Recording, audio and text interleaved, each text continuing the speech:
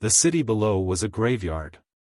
Not the peaceful kind with headstones and silence, but one where the dead walked in broken mobs, dragging limbs, groaning hungrily. Buildings stood hollow, their windows shattered, their insides gutted. Smoke curled from burned-out cars and blackened alleyways, mixing with the scent of rot and fire. High above, on the edge of a crumbling fire escape, Ava gripped the railing with trembling hands. She was 27, sharp-eyed, with a braid down her back and dirt smeared across her cheeks. Her backpack was ripped. Her boots were falling apart. But she was alive. That counted for something these days. Behind her, Micah, older and leaner, wheezed as he climbed the last few metal steps. "Don't stop," he warned her, his voice just above a whisper. "They're still behind us." They were. A dozen zombies had broken through the market barricade 5 minutes ago, chasing Ava and Micah across collapsed roofs and shattered windows. That market was supposed to be safe, a street-level refuge reinforced with steel panels and makeshift walls. It wasn't anymore. Ava swung herself onto the rooftop and immediately scanned their surroundings. This one was different, flat, fenced, and filled with potential. Old rooftop solar panels. A broken antenna. 2 large industrial fans. Most important, a metal service shed that could be used for shelter. She yanked Micah up. He collapsed onto the gravel surface, gasping. "We need a plan," she said. "We can't keep running like this. We need a place that holds." Micah nodded. "High ground," he muttered. "Less entry points. Fewer surprises." "I've been thinking the same."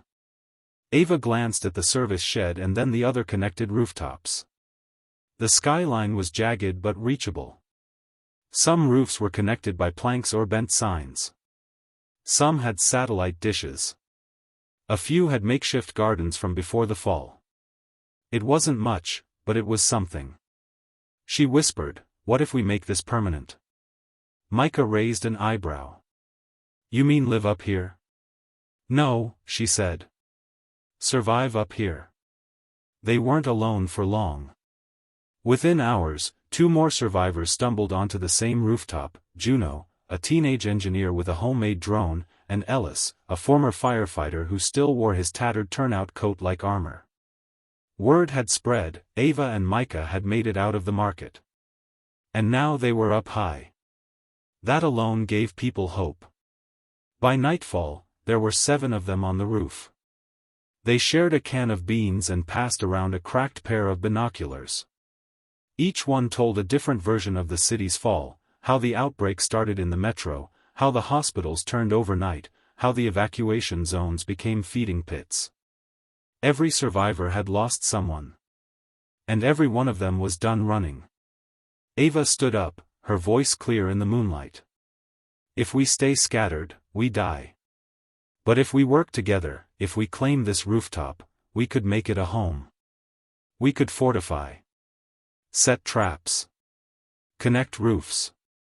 Get food. Make this a fortress in the sky." There was silence. Only the wind responded. Then Ellis nodded. "Rooftop War," he said. "I like the sound of that." By morning, the war had begun. The survivors scavenged nearby buildings using makeshift zip lines and reinforced ladders. They dragged up furniture for barricades and stripped solar panels for power. Juno wired the antenna for signal scanning. Micah mapped the surrounding buildings. They designated a lookout post and converted the service shed into a central meeting space. They hung tarps to block sight lines from the street. Zombies didn't climb well, but the smarter ones, the twitchers, had started learning. They couldn't take any chances. Ava organized shifts. They started crafting rooftop weapons: slingshots, spears with broom handles, fire bottles made from cleaning supplies. Soon, the rooftop wasn't just a place to rest. It became their front line. One night, Juno spotted a horde gathering 2 blocks away, not the slow, staggering kind, but a pack moving with direction. As if they'd caught scent. Ava called an emergency meeting. They had one night before that horde arrived. "I told you they're changing," Micah said grimly. "They're watching. Learning. We need to do the same." They worked through the night. Reinforced weak points with sheet metal. Laid noise traps on surrounding buildings. Created a funnel point, a single rooftop access with a narrow path, where zombies would be forced into a choke zone. And when dawn rose and the horde finally came, the survivors stood shoulder to shoulder, ready. The rooftop war had truly begun. The sky was the color of old ash, and the wind carried a scent none of them could ignore: death. Juno crouched beside the edge of the rooftop, goggles strapped to her forehead and drone controller in hand. Her small quadcopter hovered above the cityscape, zipping between buildings and sending back a grainy livestream to a cracked tablet screen. What they saw chilled every bone in the fortress. "They're organized," Juno muttered. "They're not wandering. They're hunting." Ava leaned in, her jaw tight. Below, more than 60 zombies moved in a wave, faster than usual, less chaotic. They weren't the dumb, bump into each other kind. These were alert. Focused. As if something unseen guided them.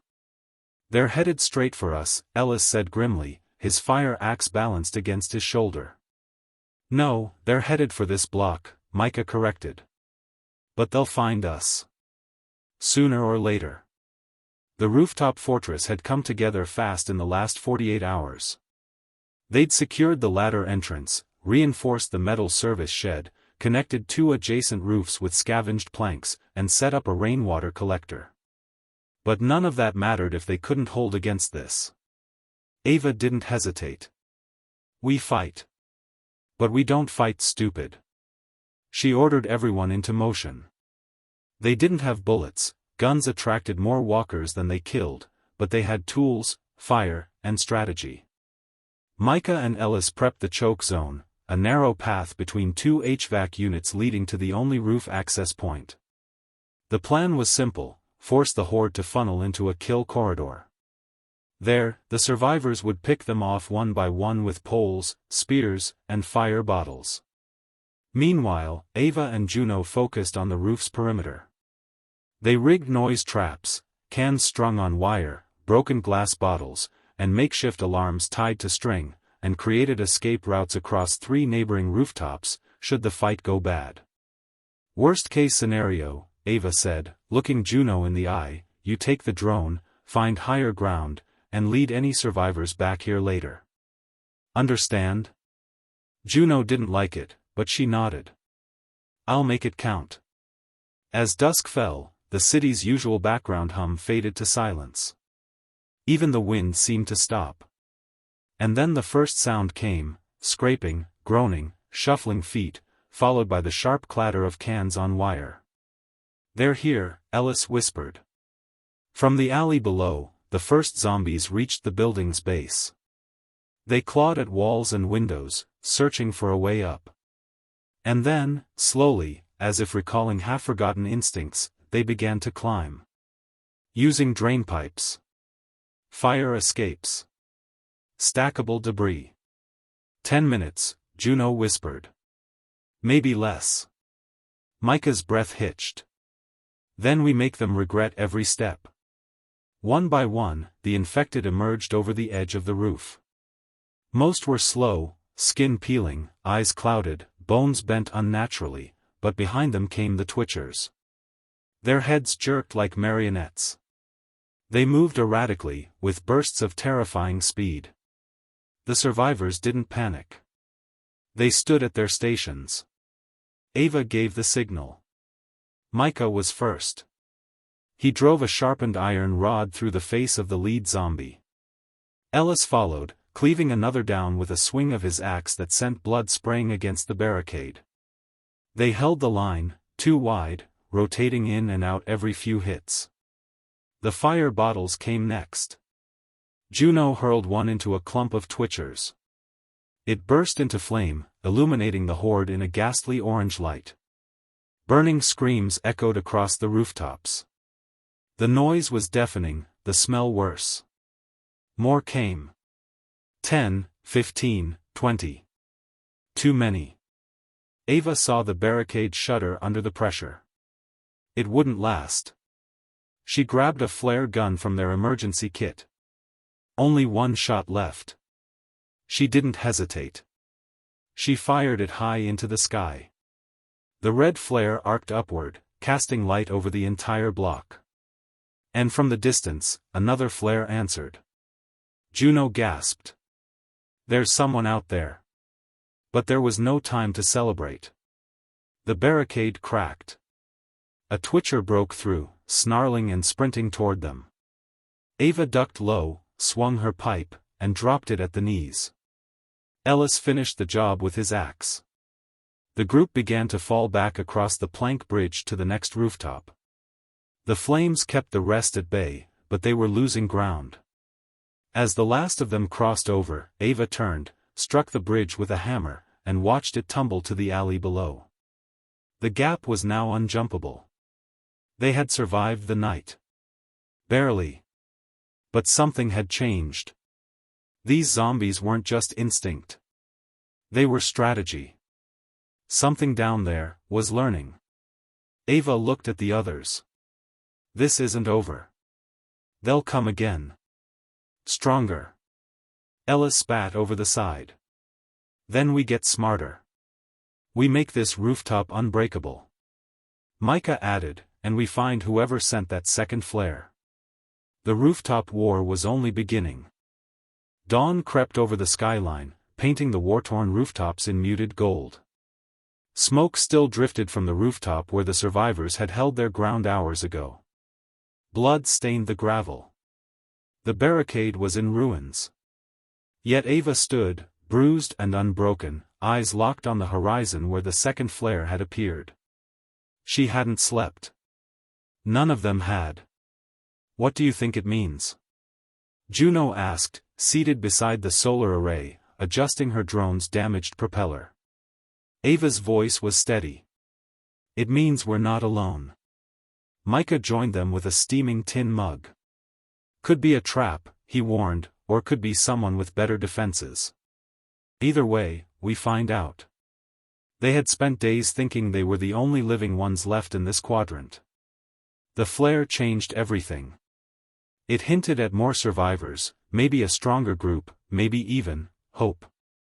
But it also posed a question. Did those people see their flare? Do they know we're here?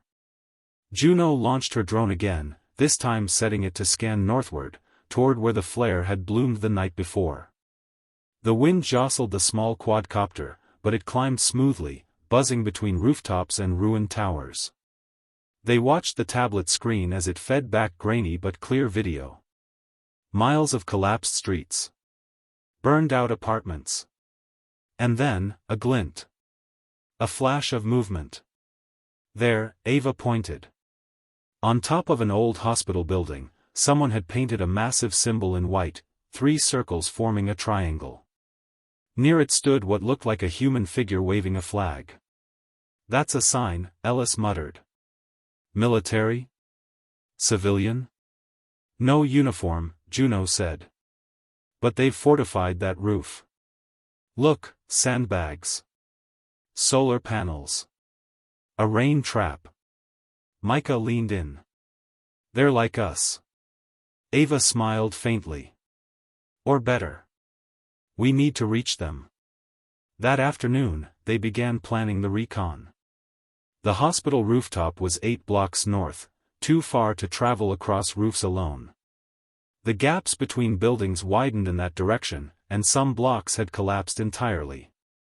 They would need to go down. Street level. None of them liked that idea. Ava called a meeting inside the service shed. We need to send 2 people. Fast, quiet, experienced. Find out who they are. See if they're allies. Maybe coordinate defenses, supplies, safe paths, intel on the smarter infected. I'll go, Micah offered without hesitation. Ava looked at him. You're fast, but you're better up here leading defenses. Ellis stood. I'll go. I've been in tighter spots. I'm going too, Juno said suddenly. No, Ava said firmly. I have the drone. And I know how to fix it if it crashes, Juno argued. Besides, I've been mapping this city for days. You need me. A tense silence passed. Finally, Ava nodded. You go together. You leave at first light. The next morning was quiet. Too quiet. Juno and Ellis geared up, knives, flares, radios. Juno tucked the drone controller into her vest. Ellis checked the fire axe slung across his back. Ava stood at the ladder as they prepared to descend. If you see anything strange, twitchers, runners, anything acting smarter than usual, you turn back. No hero moves. Understood? Juno nodded. Ellis smirked. We'll be back before lunch. They dropped down to the fire escape and disappeared from view. The rooftop felt emptier without them. Juno and Ellis moved quickly through alleys and side streets, ducking beneath broken scaffolding and past overturned buses. Every few steps, Juno launched the drone briefly to check ahead. The streets were eerily calm. Too calm, Ellis murmured. The undead were rarely quiet, especially not in zones like this. And yet, they moved block after block without a single encounter. Until they reached a ruined overpass. There, scattered across the cracked pavement, lay bodies. Not walkers, humans. Dressed in scavenger gear. All dead. And all torn to pieces. Juno's voice quivered. What happened here? Ellis crouched beside one of the corpses. Not a normal bite pattern. These weren't eaten. They were ripped apart. Suddenly, the drone feed went black. Juno gasped. Something took it down. From above, a shriek cut through the silence. Ellis looked up. A figure stood on the overpass railing. Emaciated, twitching, with long limbs and wild eyes. Not quite dead, but definitely not alive.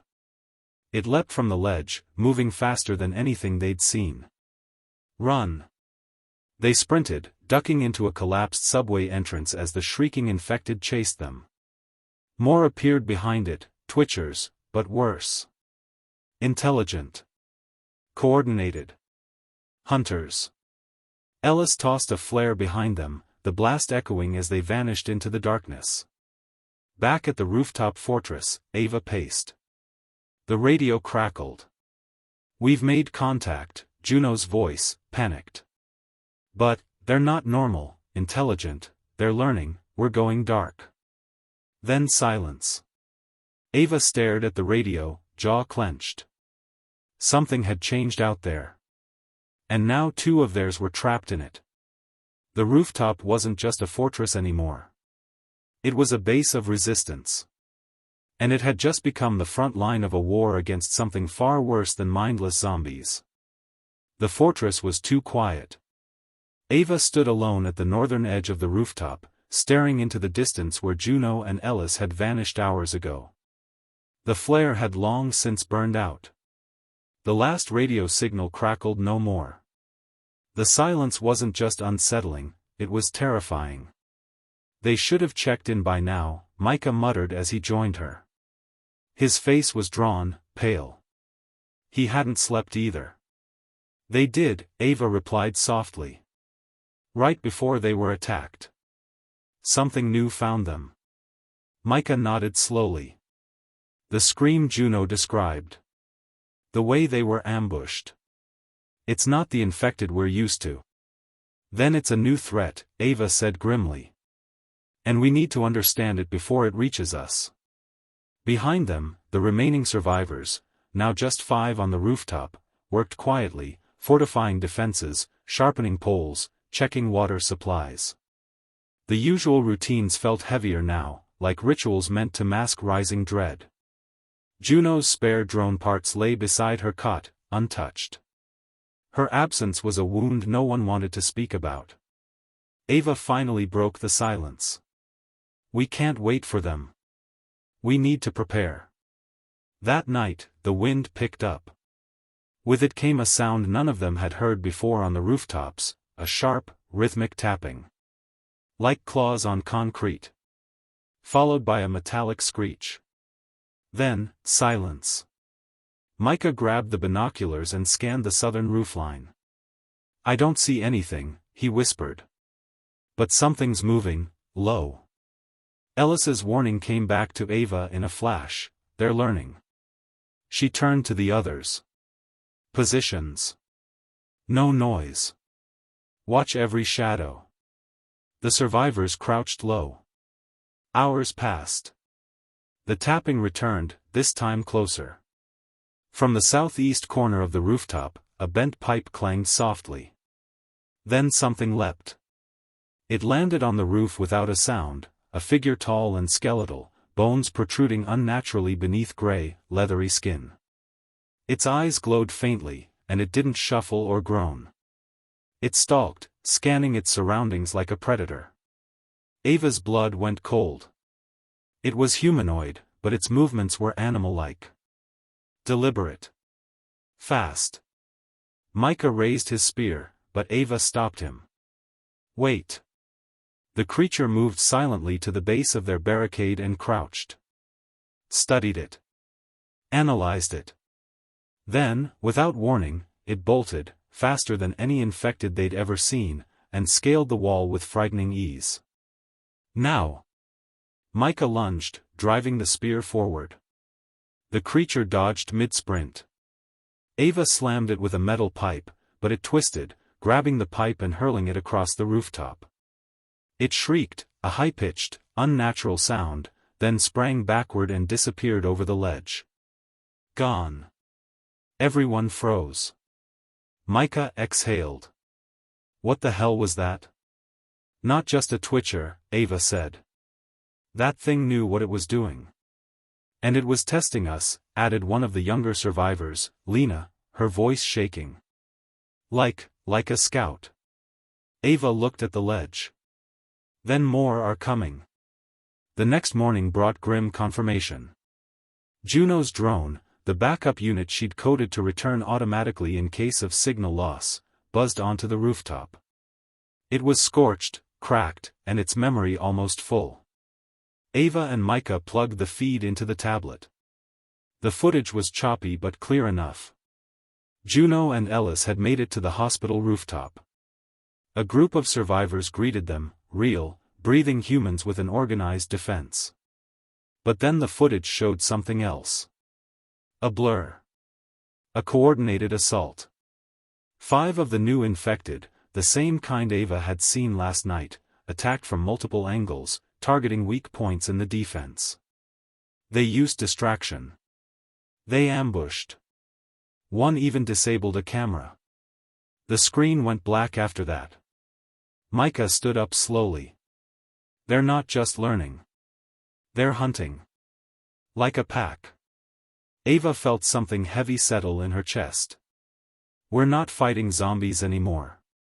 We're fighting a new breed. Smarter. Faster. Strategic. Ellis and Juno were still out there, somewhere. Possibly alive. But the footage made one thing clear. If the survivors didn't adapt, their rooftop fortress would fall. We need a new plan, Ava said, rallying the group. We can't just sit here and wait for the next attack. What are you thinking? Micah asked. We reinforce smarter. Distraction traps. Dead zones. Multi-level barricades. And we send a message back to that hospital. Let them know we're still here. That we saw what happened. And that we're fighting back. Micah nodded. The rooftop war just changed. No, Ava said as she looked toward the rising sun. It just started. The old way was over. No more waiting. No more hiding. If the new breed was smart enough to study them, then the survivors had to be smarter. Ava stood at the center of the rooftop with a piece of chalk and a cracked slab of concrete. Around her, the others formed a loose circle, tired, shaken, but alert. She sketched a crude rooftop map: the vents, solar panels, escape planks, and barricades. Then she drew new lines: trap zones, funnel points, and kill lanes. "This isn't a fortress anymore," she said. "It's a war zone. We're not just defending. We're countering." Lena blinked. "We're taking the fight to them?" "Not just that," Ava replied. "We're turning this place into a weapon." Micah grinned. "I like the sound of that." They worked all day.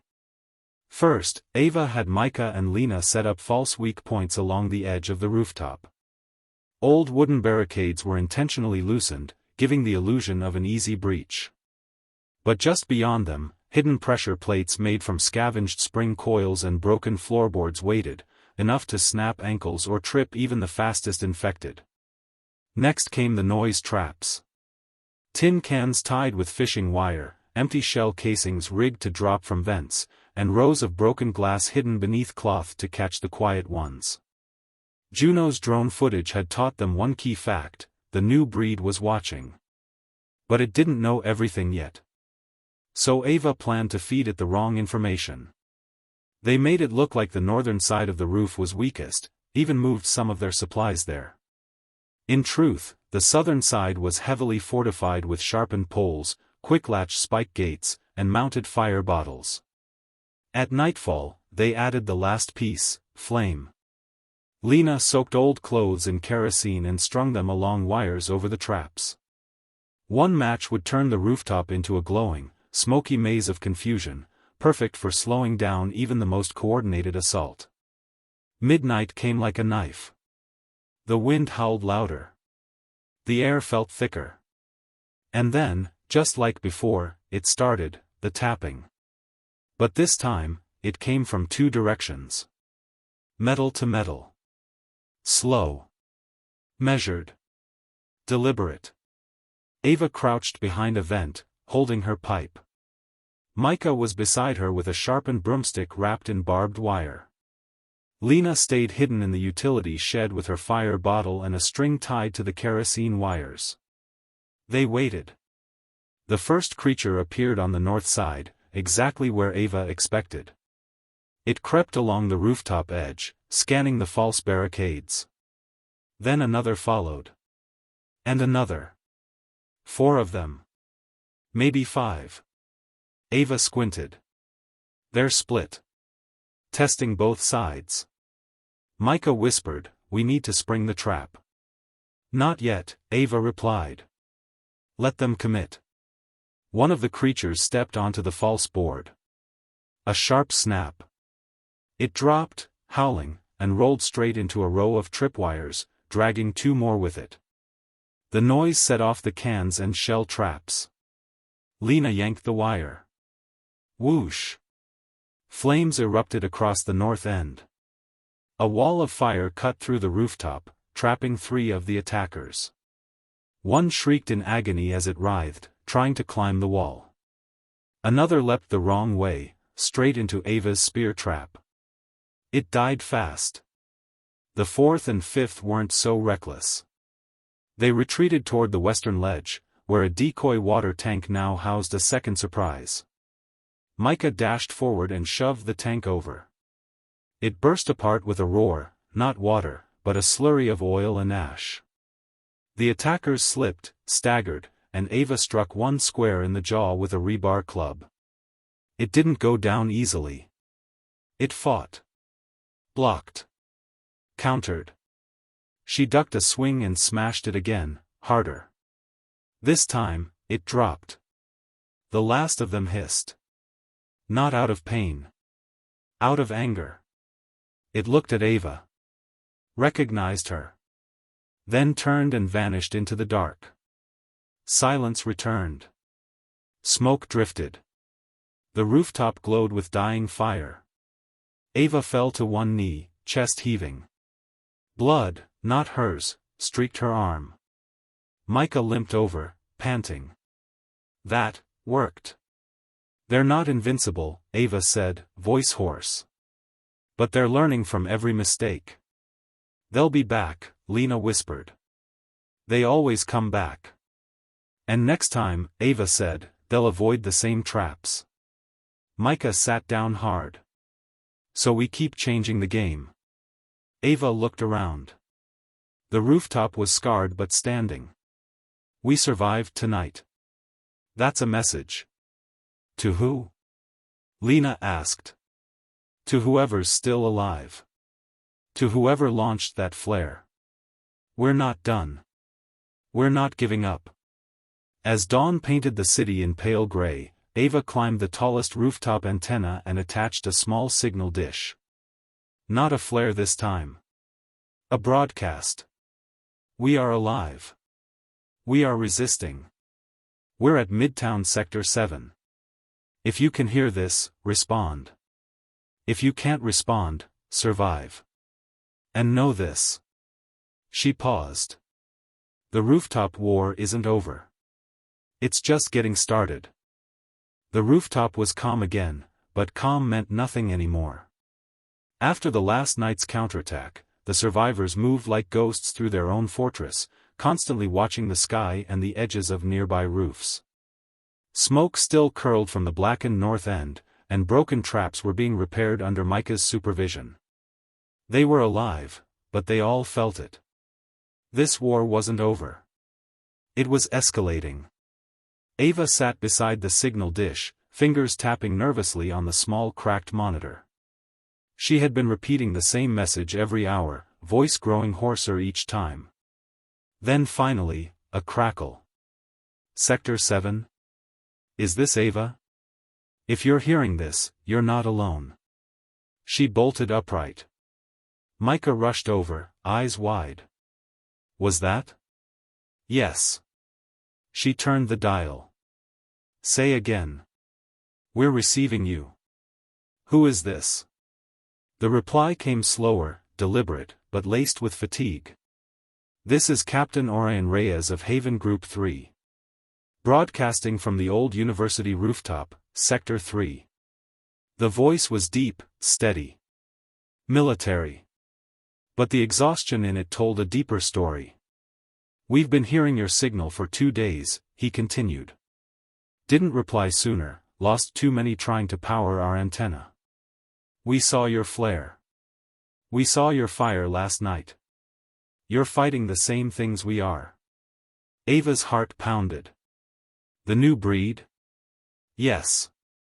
Not just smart. Organized. Coordinated assaults. They hit us in patterns. Learn from failures. Use darkness. We've lost 3 rooftops to them already. And worse, they've started speaking. A chill spread across the back of Ava's neck. What? Not full words. Mimicking sounds. Repeating radio static. Our voices. They're evolving faster than anything we've seen. Micah's jaw clenched. That's not infection. That's something else. Captain Reyes continued, we're holding, but barely. Low on ammo. Food rationed to crumbs. If we lose the university rooftop, we lose our comms. We lose the entire inner city. Ava took the mic, we're not far. 8 blocks south. We can link up, exchange supplies, maybe set up an aerial path. Juno had drone relays. Juno? Reyes asked. She and Ellis went missing 3 nights ago. Tried to reach a flare, near your direction. We lost contact near a collapsed overpass. Silence. Then, I saw them. They made it to the hospital outpost. But that outpost, it fell. Ava swallowed hard. Are they? No confirmed deaths. But captured? Maybe. The new breed doesn't always kill. The silence that followed was heavier than the flames from their traps. We need to get to them, Ava said finally. Reyes replied, and we need you to survive. We're planning a full-scale trap, a reversal ambush. But it only works if we combine rooftops. Share defenses. Lure them in. Confuse them. Kill them. Micah leaned forward. You're talking about uniting the last rooftops. I'm talking, Reyes said firmly, about ending this war before they evolve again. That night, Ava gathered everyone. There were only 7 of them now. Each with scars, stories, and tired eyes that had seen more than anyone should. She explained everything, Reyes's message, Juno and Ellis's possible survival, and the need to unite forces. What if it's a trap? Lena asked, her voice small. What if that voice wasn't even human? We've all heard those creatures copy sounds, Micah agreed. If they're listening, they could mimic radio too. Ava nodded. That's why we test it. They spent the next day building a mini relay drone. Using Juno's notes and spare parts, Lena got it airborne. It was light, silent, and loaded with a coded signal, 3 pulses, 3 pauses, 3 pulses, the Rooftop War's unofficial SOS. Ava whispered to the drone as it took flight. If Reyes is real, he'll answer it with the right sequence. If he doesn't, we cut off all contact. The drone buzzed into the gray sky. And they waited. 2 hours later, the signal came through. 3 pulses. 3 pauses. 3 pulses. Then a new voice, younger, female, urgent. This is Sergeant Mara of Haven Group 3. Drone received. We read your code. Captain Reyes is prepping the ambush site. You're not alone. Ava gripped the radio like it was gold. We're coming. Be careful. They're not just watching anymore, Mara said. They've started hunting rooftop to rooftop. We're ready, Ava said. And if they're hunting rooftops, it's time rooftops started fighting back. As the sun dipped below the smog-covered horizon, Ava stood at the edge of the building and watched the drone vanish into the city sky, carrying more than a signal, it carried a declaration. This was no longer about surviving the night. It was about changing the war.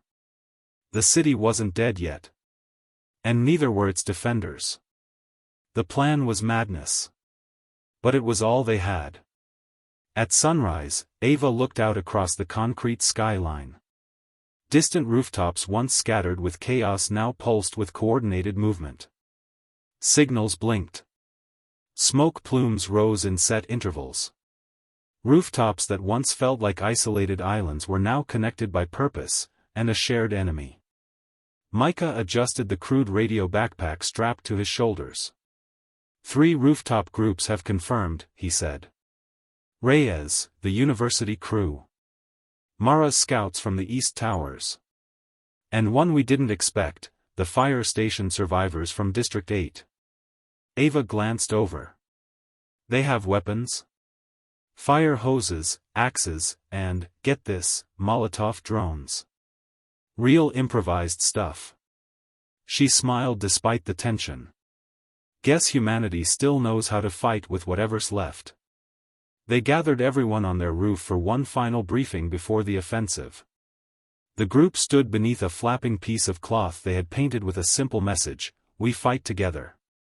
Ava drew the plan across a slab of metal, using coal and ash for lines. We lure them to the central block, the broken bank building. It's between all 4 connected rooftops. We've made it look vulnerable. Cracked rails. Missing guards. Solar panels placed like bait. Micah added, once they move in, each rooftop attacks from above and the flanks. We trap them inside. Set off the perimeter fire ring.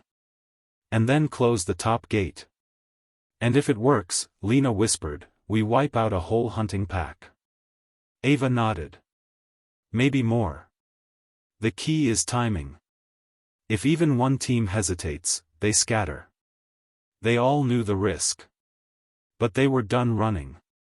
The bait site, the old bank rooftop, was already scarred from past skirmishes. Its eastern edge had collapsed years ago, creating a jagged cliff that dropped 4 stories into a flooded alley. But the survivors had reinforced the northern wall with sheets of aluminum and covered the center in reflective glass pieces. It looked shiny. Untouched.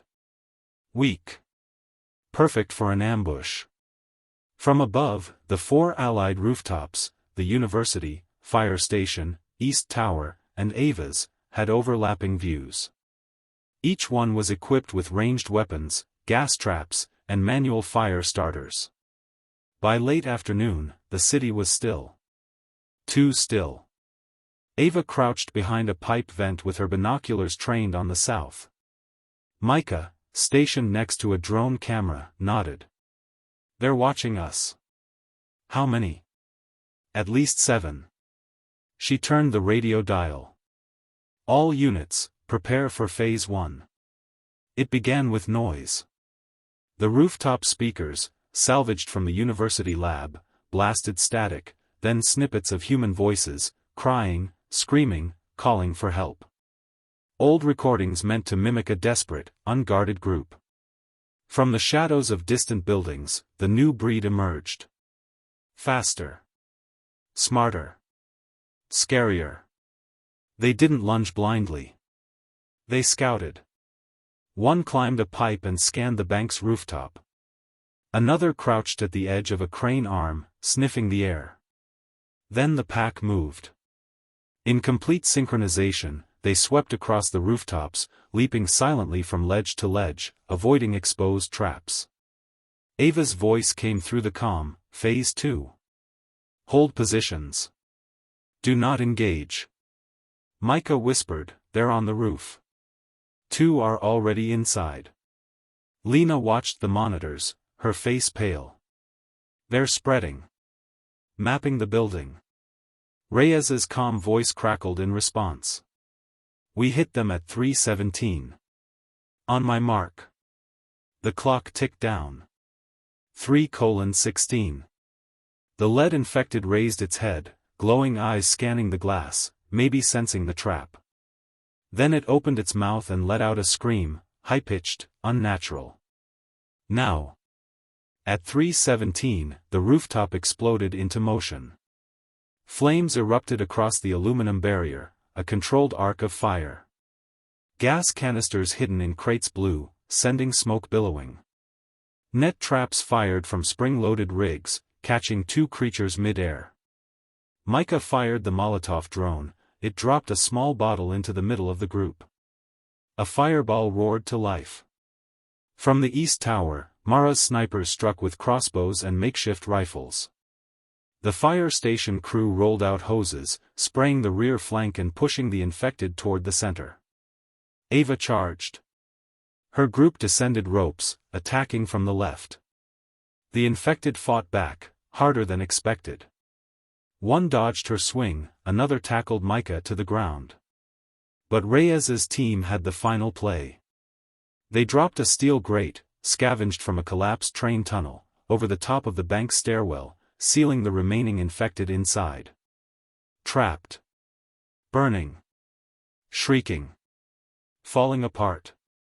It was over in minutes. Not easy. Not clean. But for once, victory. The rooftops erupted in cheers, distant voices, claps, even laughter. Exhausted survivors cried into each other's shoulders, not just for the win, but because they believed now. It could be done. They could fight back. Ava wiped soot from her forehead and looked across the rooftops where allies now waved flags and lanterns. "We did it." Micah limped over, grinning. "That's the first time we've said that in a long time." "But not the last," Ava said. From her side, Lena whispered, "What now?" Ava stared at the sealed roof, smoke rising into the sky. "Now," she said, "we rescue Juno and Ellis." The smoke still rose from the burned-out shell of the bank rooftop. The trap had worked. For the first time in months, the survivors had pushed back. But as the wind shifted and the embers cooled, Ava stood on the ledge and stared at the street far below. They had one last move to make. And it would be the most dangerous yet. Juno and Ellis were still out there. Captured, maybe. Or worse, being studied by the new breed that had now proven it could evolve, coordinate, and even learn. It wasn't just hunting anymore. It was planning. "We go in tonight," Ava told Reyes through the comm, "just 4 of us. Stealth only. Get them out or get proof of what they're doing. No big fight. In and out." Reyes didn't like it. "You survived the Rooftop War.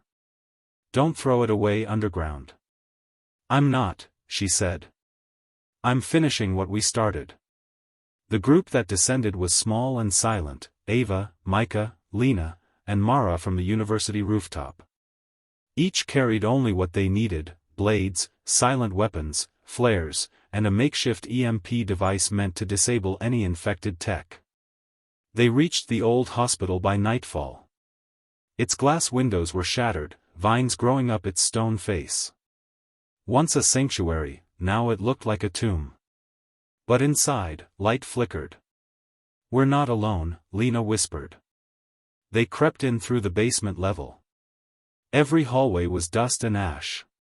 Blood painted the walls in looping, deliberate shapes, symbols that made no sense to the eye, but triggered something primal in the brain. Fear. Warning. Intelligence. They moved deeper. In the morgue, they found the first horror: human bodies arranged in circles, not torn apart, but intact. As if observed. Tested. "They're experimenting," Mara muttered. "Trying to understand us." Then came the whisper. Not from the walls. From a speaker. "Ava." It was Juno's voice. But it was wrong. Too smooth. Too measured. Micah froze. "That's a copy." "No," Ava said. "That's bait." They reached the main surgical wing, where an eerie red glow lit the corridor. Inside, 2 of the new breed stood before an operating table, and on it, strapped down, was Ellis. His eyes opened. Bleary. He saw them. Then nodded.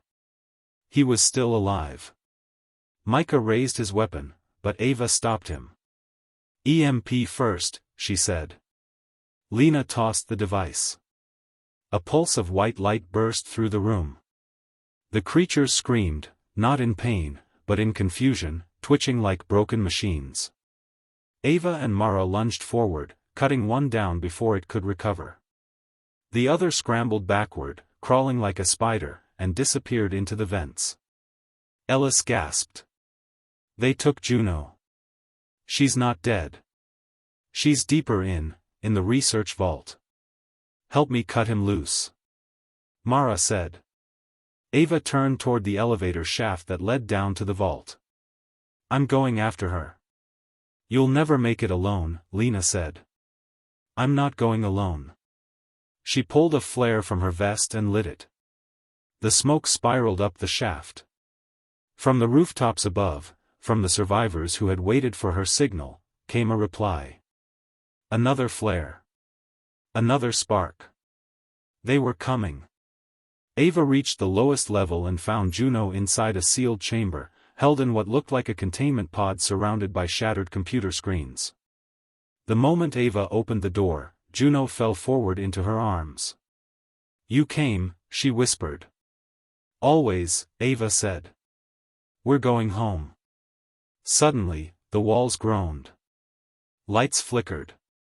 Something big moved in the dark, the last of the new breed, bigger than the rest, covered in twisted cables and scar tissue, its face half human, half machine. Ava ran. But the creature was faster. Until the ceiling cracked open. Ropes dropped. Smoke bombs rained down. Reyes and the rooftop fighters descended, firing fire arrows and setting the lab ablaze. The creature charged one last time, but Mara leapt from above and plunged a steel rod straight through its chest. It screamed, then fell. Dead. By sunrise, the rooftop was full again. Ellis and Juno sat near the edge, bandaged and exhausted. Micah and Lena watched the horizon. Mara cleaned her blade. Reyes organized patrols. And Ava stood in the center, hands blackened with soot, eyes red from smoke, but standing tall. They had descended into hell and returned. And now, they had a city to rebuild. The Rooftop War had ended. But the rooftop network had begun. They weren't just survivors anymore. They were the last hope of humanity. A Skyline reborn in fire, steel, and resistance. End of Part 8, Final Chapter.